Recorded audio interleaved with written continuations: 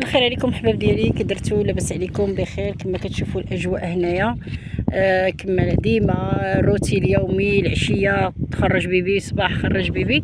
المهم ولكن انايا علاش انايا قلت طلعت، ولكن انتبهت لواحد الدوار مقابل معايا عندهم واحد العرس، ولكن انا ما بانليش قبيله كانت الشعه، كنت كنفيلمي، ولكن دابا ها هما هبطوا دار العائله العريس يجيبوا العروسه. المهم انا غادي نقرب لكم زميليكم يبانوا لكم الناس، راه هما يبانوا لكم الناس طالعين، شفتوهم؟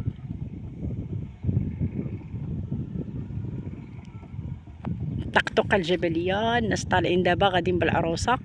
المهم هذه هي الطبيعه والاجواء ديال الباديه وكل شيء.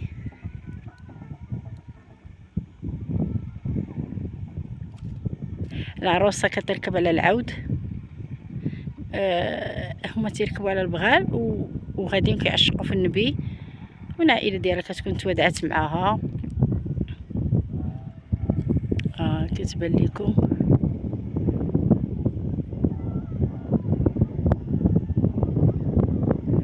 المهم انا كل مره كناخذ لكم اجواء زوينه، كناخذ لكم لقطات باش تشوفوا مزيان، وهذا الشيء اللي كاين. نتمنى انه ينال الاعجاب ديالكم. انا غنزيد نزومي لكم باش يبان لكم مزيان، حيت انا راه بعيده.